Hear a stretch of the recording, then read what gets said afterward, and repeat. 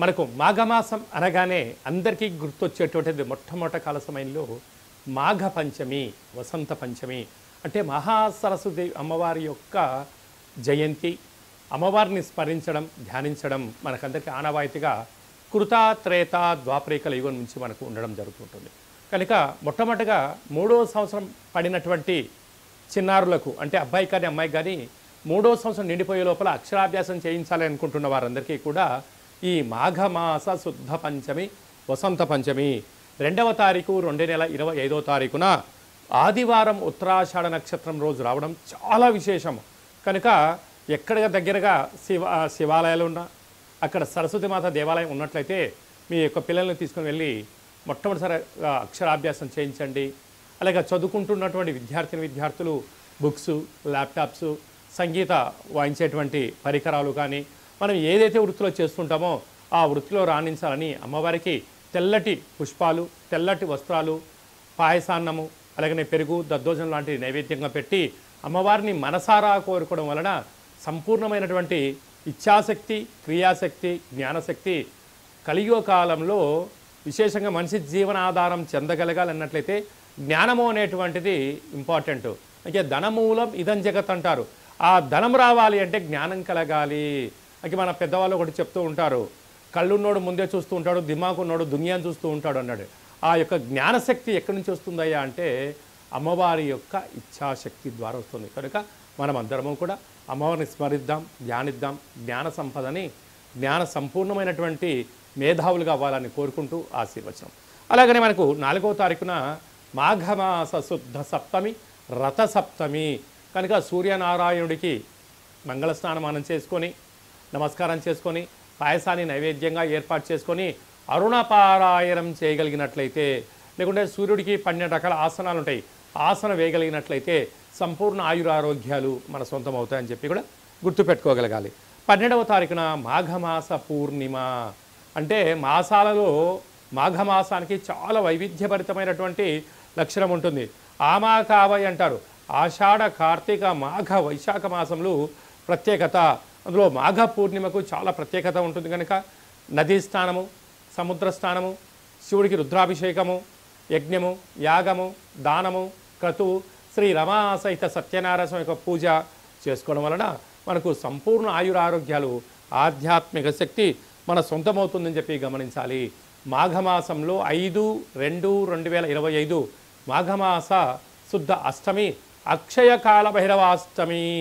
కనుక కాళభైరవ స్వామిని స్మరణ చేసిన, ధ్యానం చేసిన, ఇంట్లో నారికేల దీపాన్ని ఉంచిన, కూష్మాండ దీపాన్ని ఉంచినట్లయితే అద్భుతమైన అష్ట కష్టాలన్నీ తొలగిపోయి అష్ట ఐశ్వర్యాలు మన సొంతం అవుతాయని చెప్పి గమనించాలి.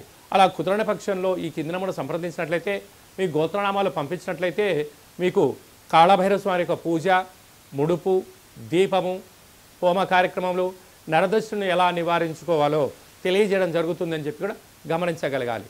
పాత్రల యందు అక్షయ పాత్ర వేరయా అంటారు పెద్దవారు. ఈ యొక్క పాత్ర కంచు పాత్ర. ఈ యొక్క కంచు పాత్రను మనం ఎలా సద్వినియోగపరచుకోవాలో ఒకసారి గమనిద్దాం.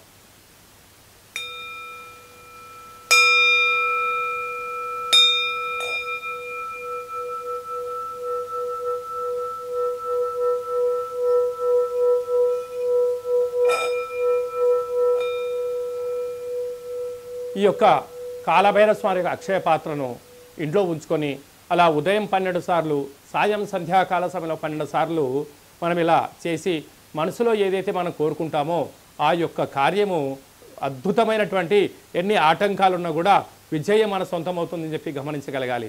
కనుక ఈ వీడియో మీరు చూస్తున్నారు అన్నట్లయితేనే కాళభైరవ స్వామి ఆజ్ఞ మీ పైన ఉంది అని చెప్పి మీరు గమనించగలగాలి. అలాగా కాళభైరవ స్వామి స్మరణ చేసే సమయం ఆసన్నమైంది అని చెప్పి మనం కూడా గుర్తుపెట్టుకోగలగాలి. ఈ శబ్దాన్ని వినడం, శబ్దాన్ని ఇంట్లో చేయడం వల్ల ఇంట్లో నరదృష్టి, వాస్తు దృష్టి, సకల దుష్టగ్రహ దోషాలు తొలగిపోయి విద్యార్థులకు విద్య, ఉద్యోగం రాని వారికి ఉద్యోగము, వివాహం కాని వారికి వివాహము, సంతాన యోగము, రాజయోగాలన్నీ మన సొంతం చేసే శక్తి కాళభైరవ స్వామి మనకి ఇవ్వడం జరుగుతుందని చెప్పి గమనించాలి. ఈ పాత్రతో పాటు కాళభైరవ స్వామి యొక్క పిరమిడు, డాలరు, కంకణము మీకోసం ప్రత్యేకంగా కాళభైరవ హోమం చేయించి 27 రకాల వస్తువులతో దిష్టి దించి పంపించడం జరుగుతుంది.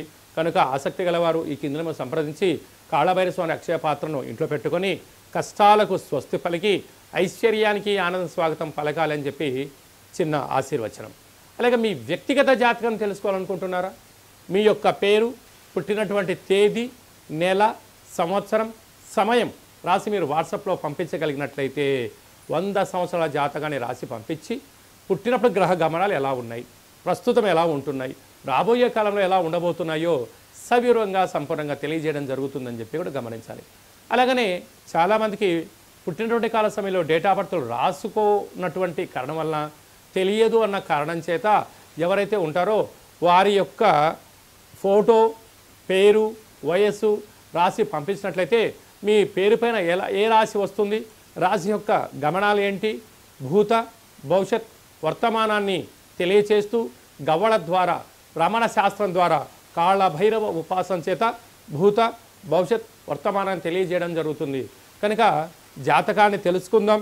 2005వ సంవత్సరంలో ఎలా ఉంటుంది, రాబోయే కాలంలో ఎలా ఉండబోతుంది, ప్రకృతి యొక్క గమనాలను తెలుసుకుంటూ మనిషి జీవన గమనాన్ని ముందుకు తీసుకెళ్లే ప్రయత్నం చేయడం జరుగుతుంది. కనుక మనమందరం జాతకాన్ని తెలుసుకుందాం, జీవితాన్ని స్వర్ణమయం చేసుకుందాము అనేటువంటిది ఒక చిన్న విన్నపం. ఆసక్తి గలవారు ఈ కింది నెంబర్ను సంప్రదించి అపాయింట్మెంట్ తీసుకొని సంప్రదించగలరు. అలాగా మీ అబ్బాయి కానీ అమ్మాయి కానీ పుట్టినటువంటి వారికి ఎలాంటి పేర్లు పెట్టాలనుకుంటున్నారా? ఆధ్యాత్మిక పేర్లను ఇక్కడ మీకు చెప్పడం జరుగుతుంది. అలాగా వివాహం కానటువంటి అబ్బాయి కానీ అమ్మాయికి కానీ మీ యొక్క జాతకంలో ఎలాంటి యోగం ఉంది, ఎలాంటి దోషం ఉంది, ఎలాంటి వారిని వివాహం చేసుకుంటే యోగం కలిసి వస్తుందని కూడా తెలియచేయడం జరుగుతుంటుంది. అలాగే భార్యాభర్తలు తరచుగా గొడవ పడుతున్నారా? ఎందుకు గొడవ పడుతున్నారు? వారి యొక్క పరిస్థితులు ఏంటి? జాతకంలో కానీ జీవితంలో కానీ ఎలాంటి మార్పులు చేసుకుంటే విపరీతమైన రాజయోగం వారి సొంతం అవుతుందో కూడా తెలియచేయడం జరుగుతుంది. లేకపోతే వారు ఎవరికి వారే యమునా తీరే నిత్యము కలహాలు, గొడవలు, పోలీస్ స్టేషన్లు, కోర్టు సమస్యలు, విడిపోతారు.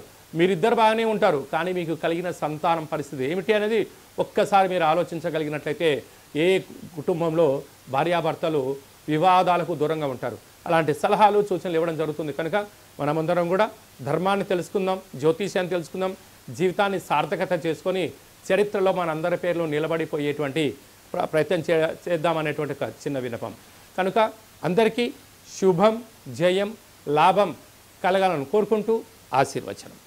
ఓం శతమానం భవతి శతాయు పురుష సతేంద్రియ ఆయుష్యేవేంద్రియే ప్రతిష్టతి ధనం ధాన్యం బహుపుత్రలాభం శత సంవత్సరం దీర్ఘమాయు సర్వే జనా సుఖినో భవంతు లోకా సమస్తా సుఖినో భవంతు సర్వం కాళభైరవ దేవతార్పణమస్తు. హరి ఓం. ఈ వీడియో మీకు నచ్చినట్టయితే లైక్ చేయండి, షేర్ చేయండి. ఆధ్యాత్మికమైన వీడియోలు అందరికన్నా మీరు ముందుగా చూడాలనుకుంటున్నట్లయితే, అందరికన్నా మీ జీవితాన్ని మీరు ముందే తెలుసుకోవాలి అనుకుంటున్నట్లయితే గంట సింబల్ ప్రెస్ చేయండి, ఆల్ అనే బటన్ తెలియచేయండి. ఆధ్యాత్మిక భక్తి సమాచారాన్ని మీరు ఎవరి క్షేమాన్ని అయితే కోరుకుంటున్నారో, లేక మీ క్షేమాన్ని ఎవరైతే కోరుకుంటున్నారో వారికి ఈ వీడియోను ఫార్వర్డ్ చేసి హిందూ ధర్మాన్ని కాపాడండి.